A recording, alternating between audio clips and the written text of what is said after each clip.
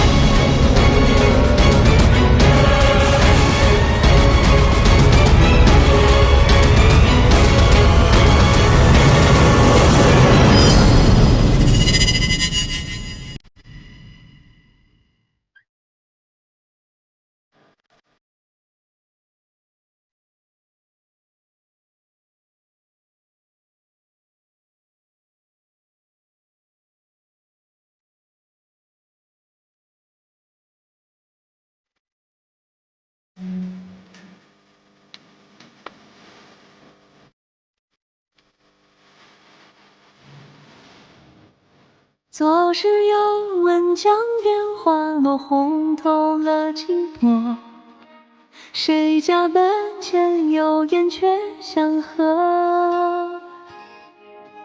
岁月无风，闹市无声，家中坐一坐，无人似我挚爱的轮廓。若来日有江风照面过，借还我不做那镜中客。梦看风，往事一却也无。浓香烛，淡墨书，红窗深处有尘俗。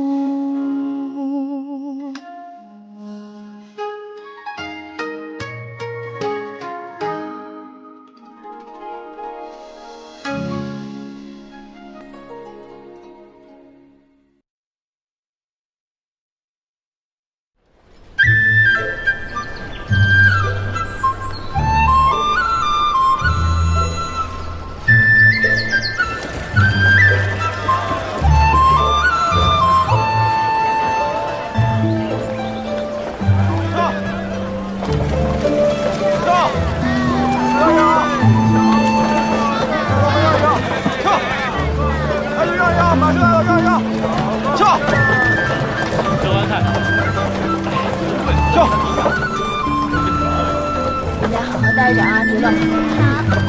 今日这菜叶子一点都不好，这都不新鲜。那好的都来新人了。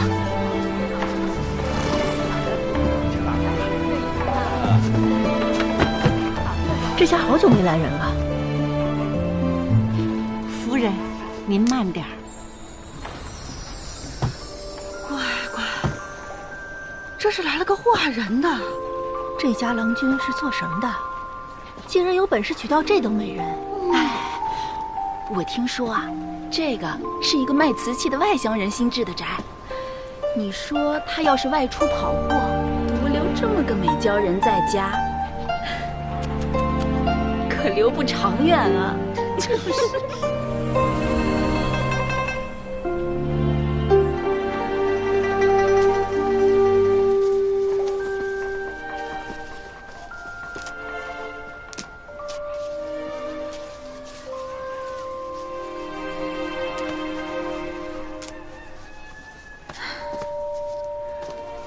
东西掉了，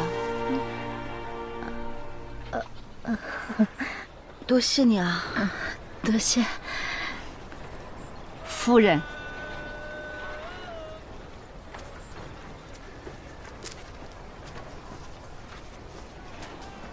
都怨你，那么大事，就。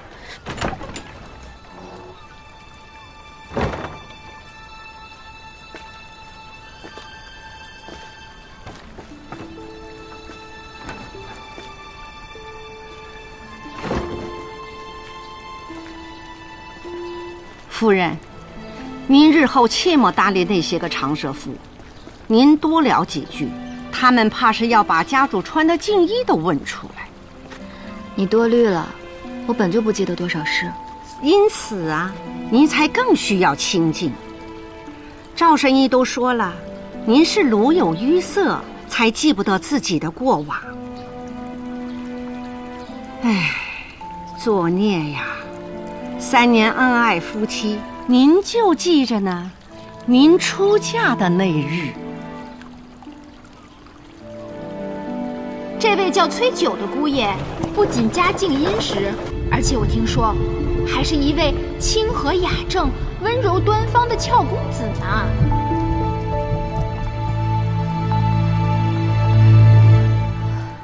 家主为了您舍了大半家财，才将您从鬼门关上救回来，还变卖了京城的买卖，来到这小小的灵泉镇，说是重启炉灶，还不是想换个风水宝地为您静养？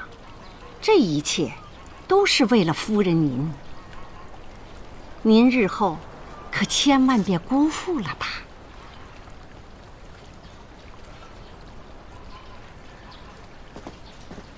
参见夫人，婢子方歇，这是家内碧草，我们都是本镇人，日后会精心服侍夫人。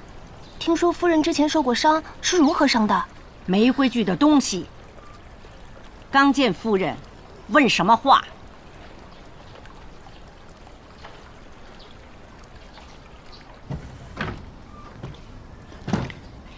夫君的行囊都搬来了吗？都搬来了。那怎么只见我的衣物，不见他的？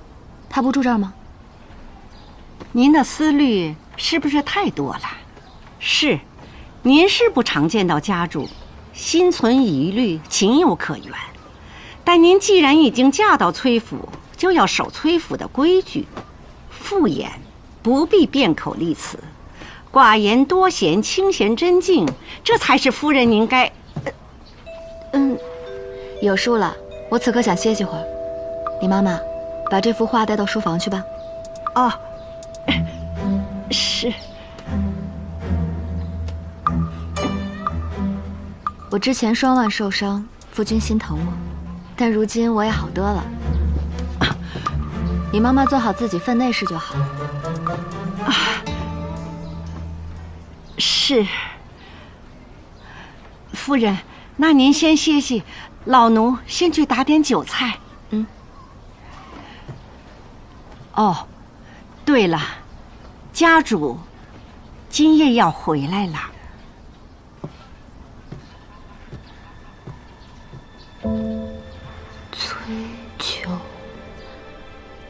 崔九，你怎么才来？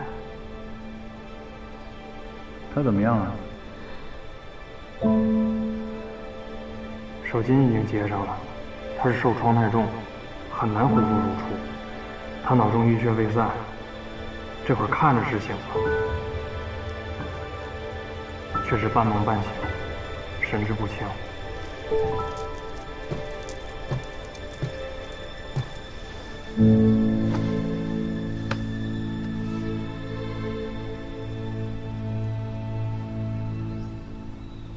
无论用什么方法，都要把他医好。我尽力。夫君，你唤我什么？夫君。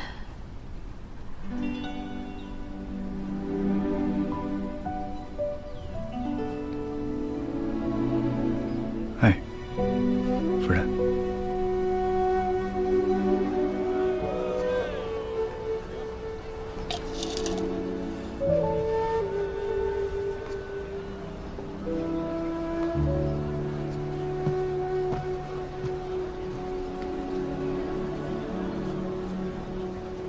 如我所料，陆文发动了半个阳山，去寻柳绵堂。真把他调出来了？全阳山皆知，柳绵堂是陆文极宠的爱妾。他既然失踪在附近的水部，这陆文必定会注意到。半年前，我伤了陆文的根基，他就此折服。可这3年的交道打下来，我深知，他陆文虽然是一个贼手，却是一个要颜面又讲情义的人。只要用对了柳绵堂这一个重饵，他陆文必定会现身。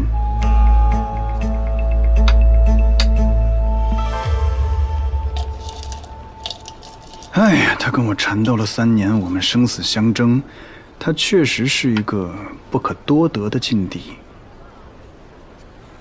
但是我要为了真州的清平，肃清阳山，也让朝中那些参我屯兵自重的无话可说。哎呀，就是可惜了那个柳绵堂，一口一个夫君的叫着，竟然是仇人。就连自己安身立命的嫁妆，也是他这个夫君贴心的障眼法。哎，这个事情你不应该自省吗？那日不是你喊我催酒，我能落到这步田地吗？你姓崔啊，又行酒，所以我应该叫你张三吗？真是。不过说来也巧啊，他的记忆偏偏就断在去仰山之前，只记得自己嫁给京城的崔九了，戏文都不敢这么写，顺理成章，一气呵成。行，你没什么事儿就别来灵泉镇。凭什么？你母妃做寿，我买点瓷器送给她，顺便还能给美貌的柳娘子好一好卖。你不要接触柳绵堂。好。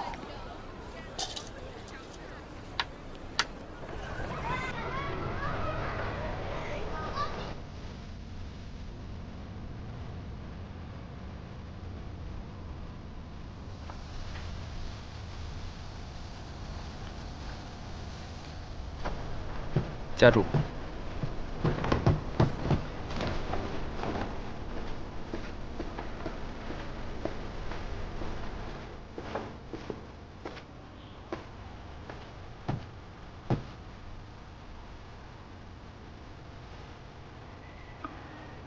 夫人，我回来了。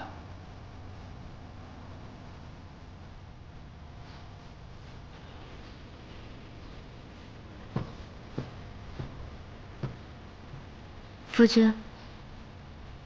哎。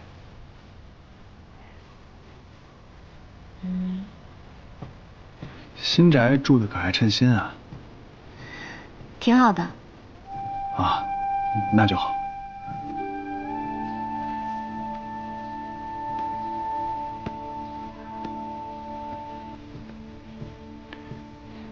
坐。本来是想跟你同行的，可是生意上有些差池，因此就提前动身了。夫君忙顾生意，多受累了。我无妨。你还有伤，舟车劳顿的，你才受累了。茶煮的不好，夫君先喝口润润喉咙吧。好。姓张的，天天跟我说什么恩爱夫妻，哪对恩爱夫妻这么说话呢？客客套套的，你说是不是最近有什么事儿？不是夫人，那我能有什么事瞒着你呀？我们就是恩爱夫妻。你少来这套！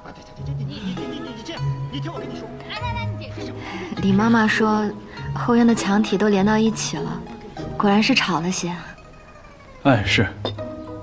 明日找一个工匠，把后面修一个隔断，就好了。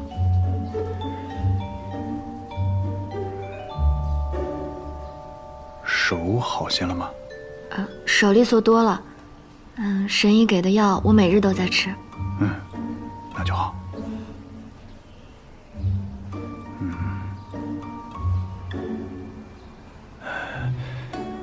想起来一些什么没有？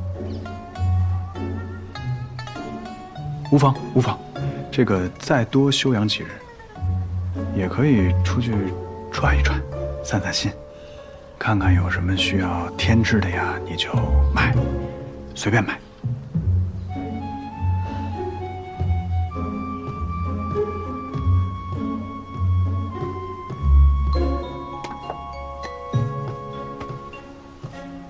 这是什么？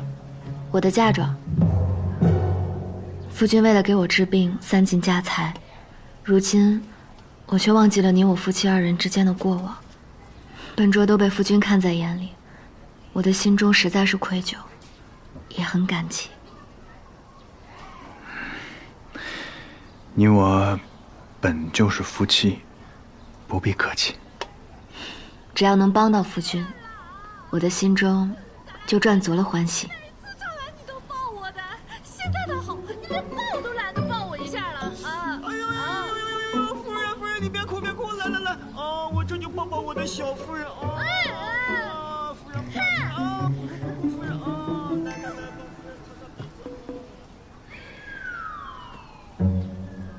多谢夫人。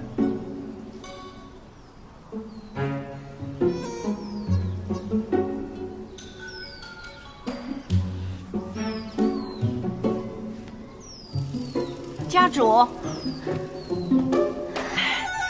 此刻用膳吗？好。是。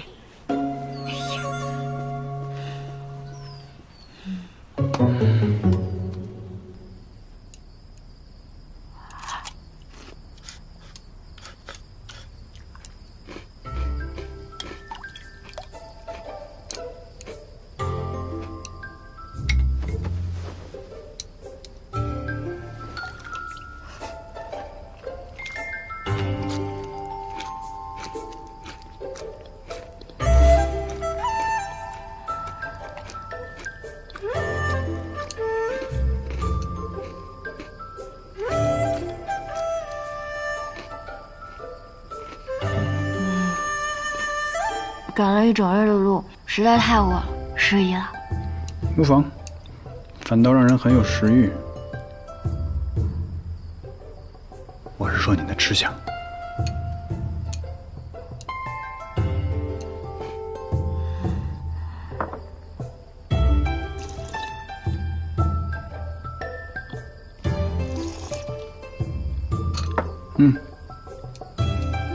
这么吃确实挺香的。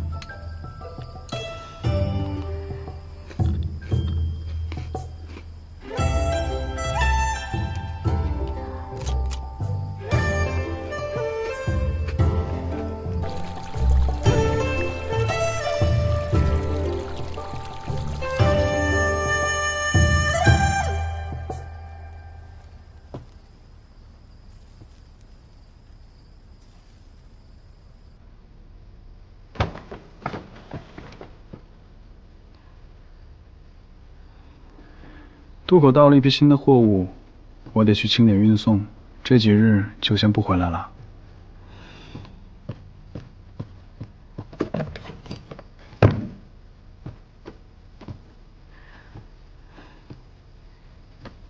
这披风我绣了好几日。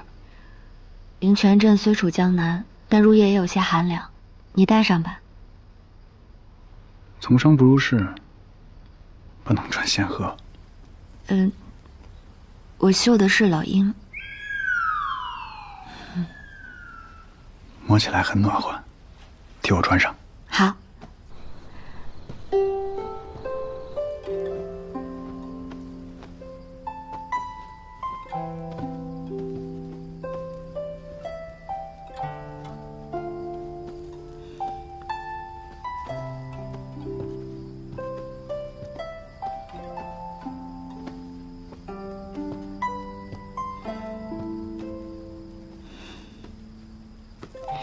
这衣裳绣得不好，夫君把它穿好看了。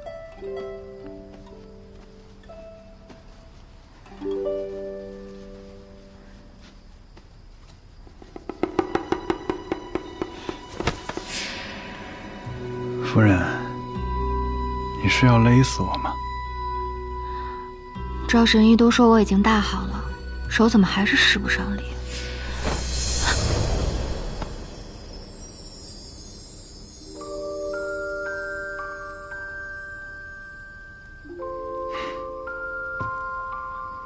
还好吧，难得你记得你娘家走镖时的功夫。记得有什么用？又施展不出来。若是什么都没发生过，你出门走货我还能帮上忙。只是现在镖局没落了，我也不中用了。夫人，我就先……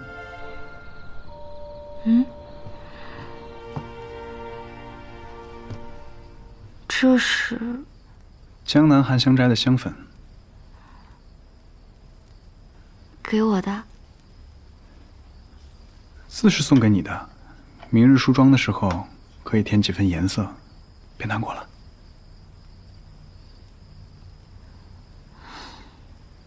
不喜欢啊？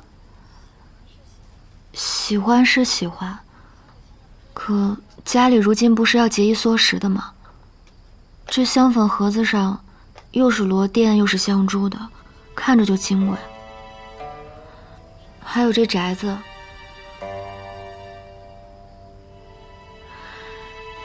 由奢入俭难，对不对？夫人，我得先走了。夫君，听说城郊到处都是流窜的山匪，你一定要小心。好。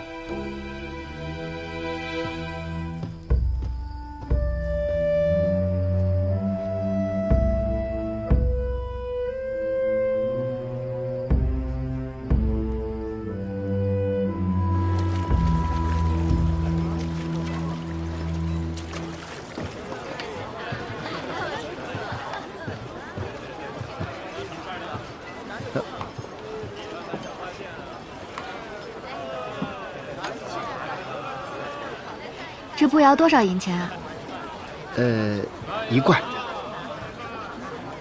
这上面的翡翠都是真的吧？才1贯啊！嘴快，说错了，1两金。哦，家里银钱吃紧，还是不要乱花钱的好。哎，多谢。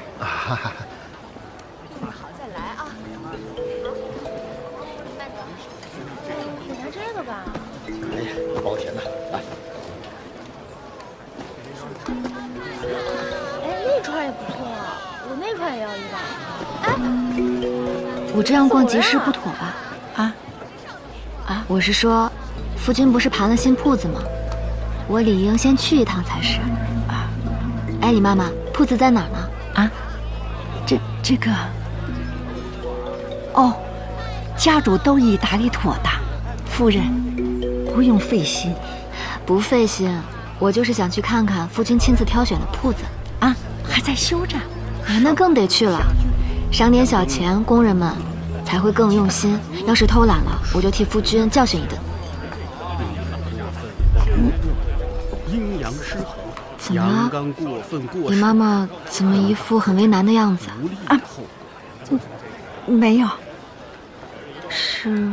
是铺子出什么事了吗？不是，不是。那是伤着人了？咱们就没有铺子。你刚刚不是说还在修建吗？哎呦，作孽呀！不是做什么孽了？铺子到底怎么样了？家主还没盘下铺子。哎呦，夫人呐，您就别问了。家主他，家主他不让我告诉你，怕夫人烦扰伤身。夫君提早来了这么久，竟然还没有盘到铺子，那这生意还怎么做呀？哎呦，作孽呀！瞧你们这几个人，夫人。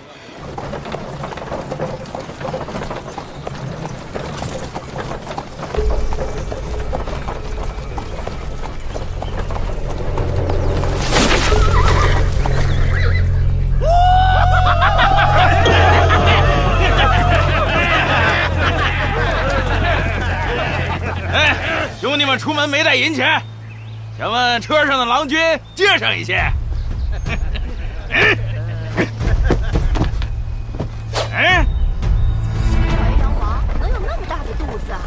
真州郡富甲天下，那每日肥肉厚酒公路，可不就得吃苦？咱们真州的淮阳王武将世家，人家日日打金老虎的，肯定是个壮汉。我家妈妈特别会炒栗子，各位要不要尝尝呀？连人带车给老子拉山上去！哎，好，回山。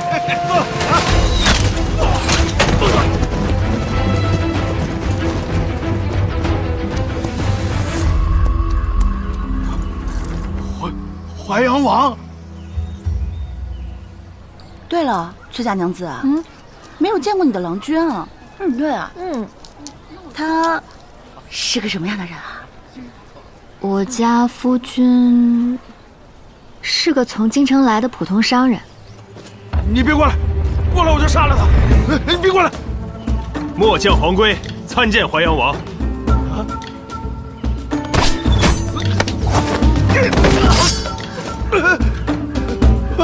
淮阳王饶命！我家妈妈常说，夫君为人老实，有点腼腆，但很善良，常怀恻隐之心。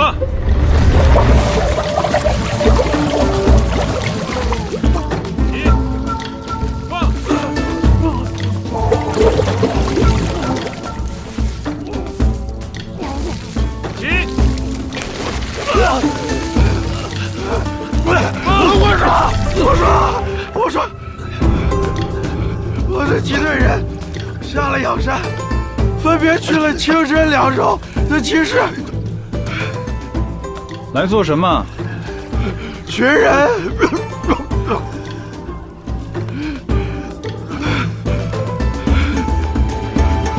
他待我也很真诚，在我最难的时候都不离不弃，更不会欺瞒我。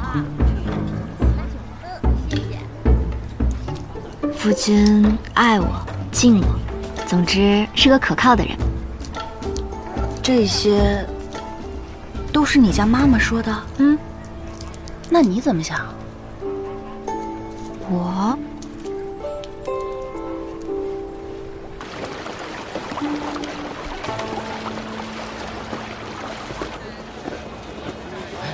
听说这淮阳王啊，又在郡郊设伏，抓了些许个养山的人，抓到了姓陆的人。哎呀，姓陆的足智多谋，哪那么容易被抓着呀？听说这姓陆的劫富济贫，帮了好多可怜人。哎，是吗？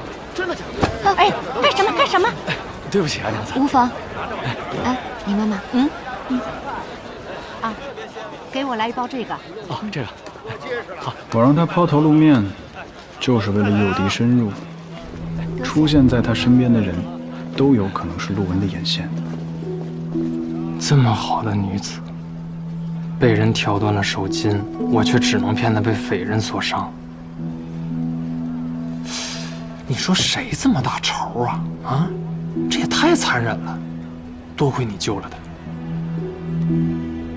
我救他、治他，都是为了让他回以同等的价值。伪身贼寇，就不配有这些待遇。你不是查过他了吗？身世清清白白，就是3年前出嫁那日被掳去养山了。他在养山待了3年，绝不是一个寻常的良家女子。她可是陆文的人。你可以说她失忆，但是你没有办法保证她不会因为某一些刺激，想起一些什么。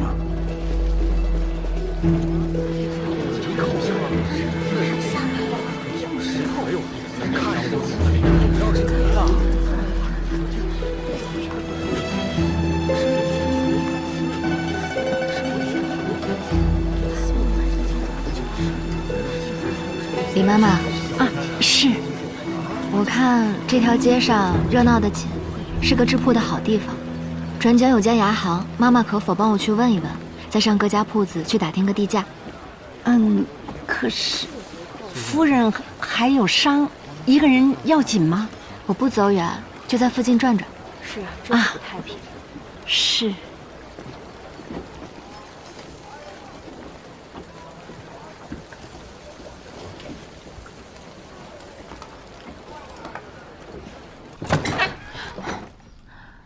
檀儿，娘子，我终于见到您了。你快坐。一听说您头伤着，檀儿便一刻不停地来寻您了。娘子在崔府，她不是什么？我只知道，3年前，娘子出嫁的时候被掳走了。妃。娘子，您真是什么都不记得吗？就连你，我也只有寥寥的印象。我年几何，是个什么样的人，生平又做过哪些事，全都是连接不成的碎片。檀儿，这些年你都去哪儿了？你记住，2年前，你离开了京城崔宅，嫁去了东周。自您嫁入崔府1年后，便将我许配给了东周的表哥呀。出嫁的时候，随侍的女使叫檀儿，她在哪儿？她不是到了适婚的年纪吗？夫人给她找了人家，她便嫁去了东周。娘子今年20有2，自小在北周镖局的院子里长大，虽习过功夫，但在檀儿眼里，您是最温柔和善、规矩懂事之人。当真？当真。只是后来，您的父亲柳通判被迫卷入党争，含冤死在狱里，您的母亲也油尽灯枯。巧公怕娘子您受牵连，这才寻得京城崔家这一门亲事，让我在您身边随侍啊。送亲的路上，是不是遇到了匪啊？檀儿，怎么了？有匪！大爷今天呢，就是图财。快报官！快回府告诉老爷，新娘子被掳走了。娘子记错了吧？这送亲队一路都很顺利啊，哪有什么匪呀？我就这么顺顺当当的嫁给了崔九。当初娘子您怕许错了人，一路上都不说话，可直到嫁入崔府，愈发觉得这崔姑爷人品贵重，既不过问娘子的出身，人也很上进。最可贵的是，一心一意的对娘子好。娘子在信里说，她是为了您才搬来这灵泉镇，檀儿倒也不觉得奇怪。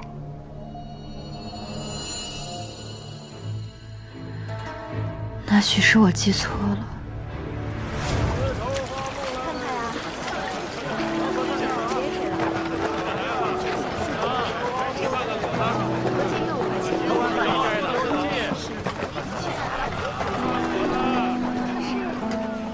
哎呦，吃轻亏衰，罪过罪过，哎，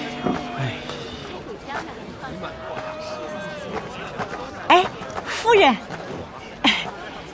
问的怎么样了？嗨，大半条街都已经问过了，没有一家符合您的出价。靠河道那家呢？价高些也好商量。那家之前便见夫人反复流连，便待价而沽，也不肯轻易卖了。说句不该说的，夫人，这都不是您该操心的事。我既投入了嫁妆，那夫君的生意也是我的生意。崔家为我花了那么多银钱，我自当知恩图报，给家里赚回来。夫人有心了。死老李，又跟我抢生意是吧？你个臭不要脸的你！我给你多少次脸面了？我给你多少次脸面了？你如今是死不要脸了，你知不知道？哎，夫人，小心旁生事端，咱们回去吧。哎，李妈妈，家里可有破旧的粗布衣裳？自然没有。夫人，您想做什么？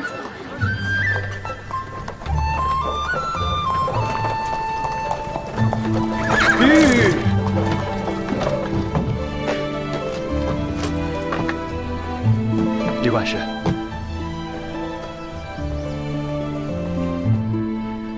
王爷心细如发，灵泉镇的部属也挑不出错，咱们的人就连本地百姓都不会起疑。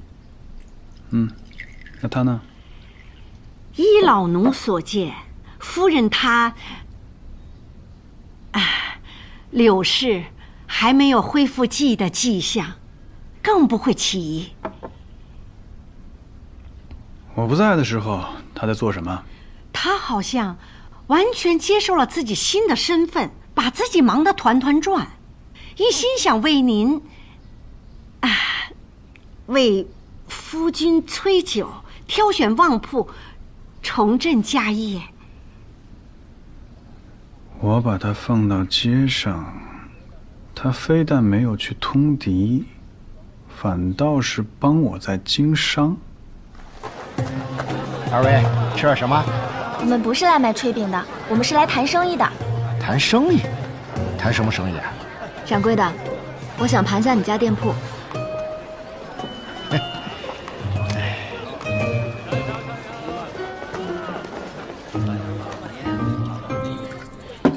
盘我的店铺做什么生意啊？我家是做丧葬纸活生意的，宅子离得近，将来呢就想在这条街上寻个铺子，左右挂2个垫子，中间再立上一幅驾鹤西去图，指牛童子摆上，好招揽街坊。咦，这不晦气了一条街啊！我的本钱也不多，你这用旧了的小铺子倒是很合适。你若诚信给价，今日呢我就替我夫君做主，把这铺子盘下了，咱们签了地契，钱货两讫。这炊饼店改成来式店，真晦气。哎，郎君，吃点，吃点，吃。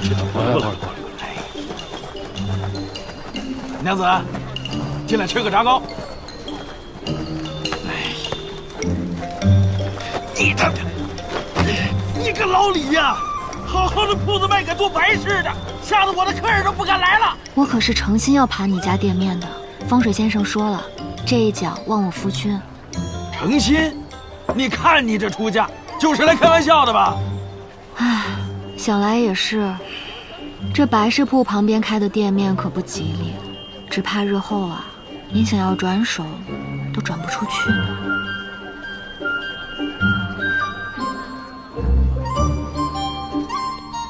王爷，70两连杀2家店。好了，低价收了。您先坐下讲。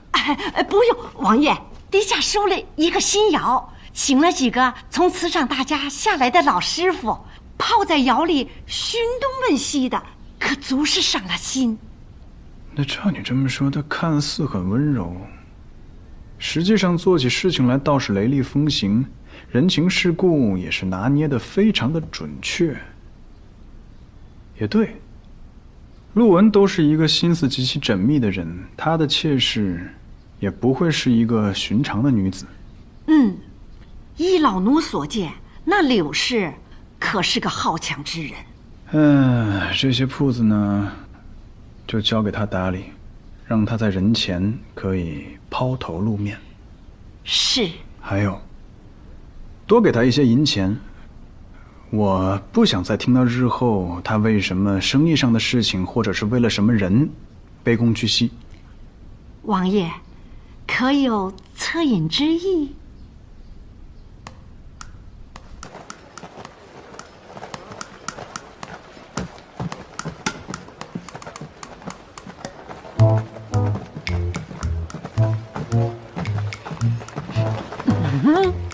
小娘子，这是要去往何处啊？哎，我这话都……我的妈呀！他刚刚是不是逗我了？我家郎君乃是灵泉镇守备的亲侄儿陈土，你要是跟了我们郎君，那日后就吃香的喝辣的。你们放肆！哟，小娘子，这小娘子也很带劲儿嘛。轿子呢？轿子在巷子里头呢。放心，在这里等我一下。夫人，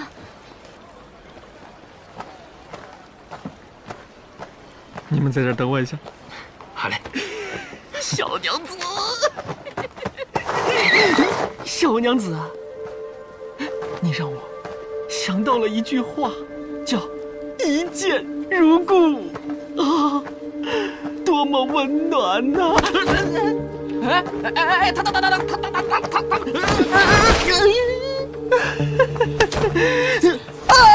老君，老君，看清楚再过来。此刻这个簪子扎中他脖颈上致命的穴位，再深1分，便会要了他的狗命。伯父，你放了我们家郎君，就算整个镇子、整个镇州都没人敢动我们家郎君。我是初来乍到，但也听说过淮阳王铁面无私，专治郡下官员的不正之风。怎么，连他也管不了你家郎君？王爷，影卫来报，柳氏方才被逼出了身首，一个人就击退了3名登徒子，而且手段相当刁毒。哎，那柳氏不是手上未愈吗？难道他有没有接触过什么人，或者是跟什么人传递过眼神？柳氏一上街，全街的男子都在给他递眼神，就连女子也要多看他2眼。为何？啊？他很貌美吗？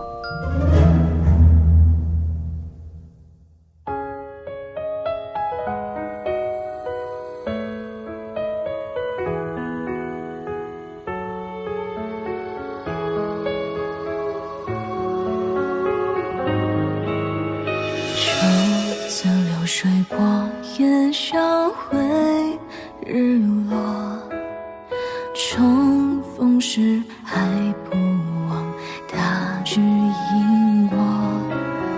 谁偶然经过，一转身海棠飘落。爱对了，错认的悲欢离合。